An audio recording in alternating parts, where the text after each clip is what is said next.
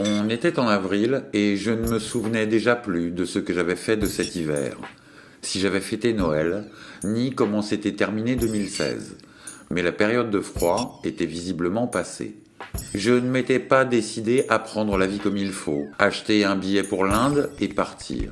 J'avais laissé pour plus tard le club de badminton, malgré mon attrait pour le sport et pour la punchline du formulaire d'inscription. J'étais en manque d'émotion, c'était indéniable. Mes contacts avec le monde extérieur se limitaient le plus souvent à la surface de mon balcon qui surplombait une vision chatoyante de notre monde occidental.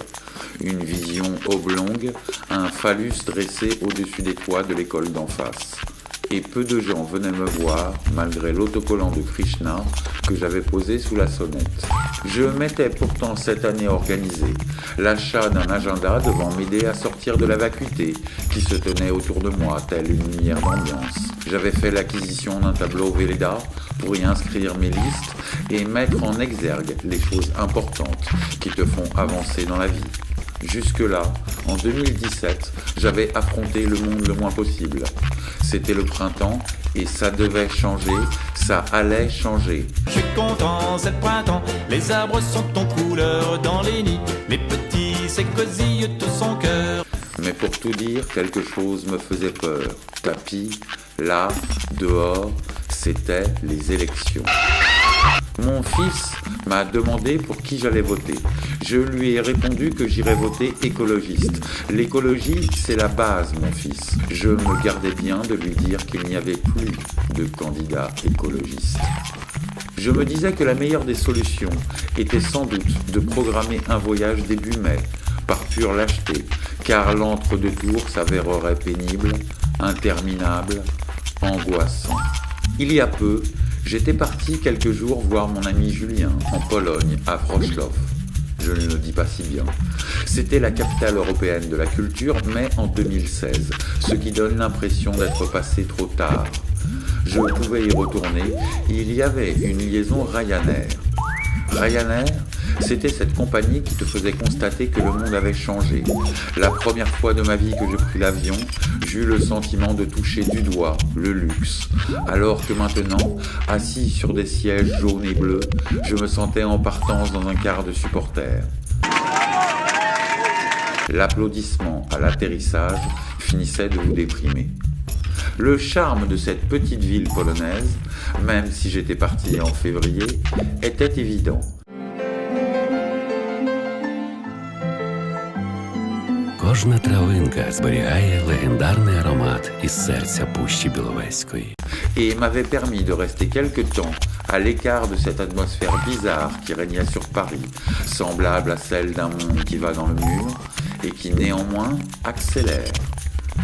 Je repensais à la 22 de mon père, dans le tiroir du bas, et me disais que c'était pas si mal d'avoir une 22.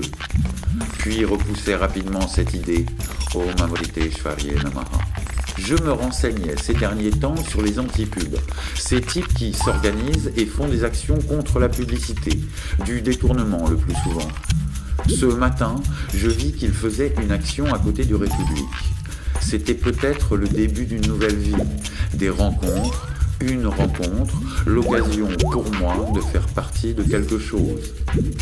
Je me décidais, en portant mon gros marqueur noir, celui que j'avais récupéré dans une des propriétés de mon ami Rico, car je savais qu'il me servirait un jour. J'affronterais le pire, je prendrais le métro.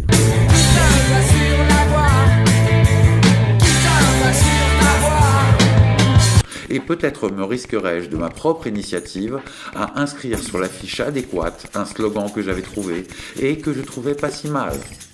Je pénétrais dans le wagon à moitié vide. À la station suivante, devant moi, s'assit une jeune femme. Elle était d'une beauté incroyable, envoûtante, de ces femmes qui vont tourner les têtes de 7 à 77 ans. Je regardais les autres passagers et nous étions tous, visiblement, sur la même longueur d'onde. Ça se sentait. Elle était indescriptible. On balayait d'un revers de la main toutes les actrices qu'on a pu adorer. Même Ava Gardner passe pour une bolosse. Même les souvenirs de nos émois adolescents s'épanouissent face à la femme, celle qui vivait en face de moi, presque avec moi en ce moment. Sa beauté provoquait une sorte de gêne autour d'elle dont elle semblait s'être accommodée.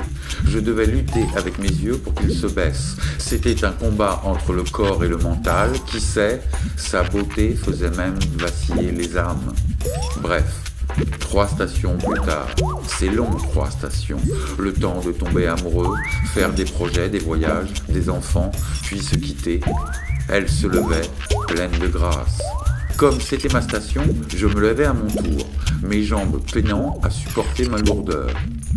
Marchant à peu près à la même cadence, nous prîmes successivement le quai, le couloir, puis l'escalator.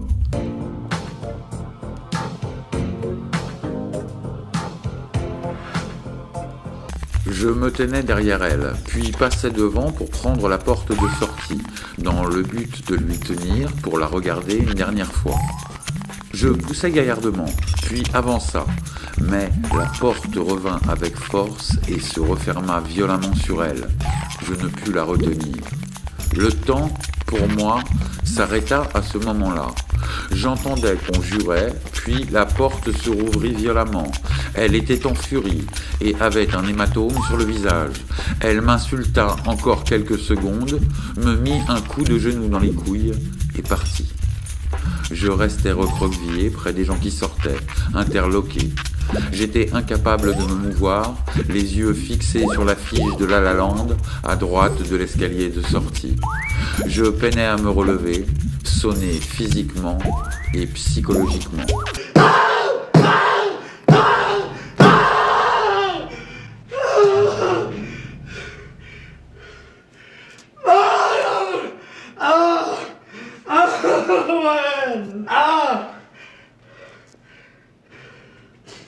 Why you doing? Why? You're so stupid. You're so stupid. Je pris le métro en sens inverse pour rentrer à la maison, comme un porc qui retourne à l'abattoir. Dans l'escalier, je sortis mon feutre et commençai à inscrire mon slogan sur une affiche de Jet Tour comme une ultime provocation à ma destinée. Avant la fin de la phrase, on me tapait sur l'épaule.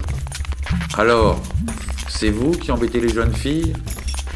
Je me retournais pour faire face à 3 agents RATP sécurité qui me regardaient comme un terroriste.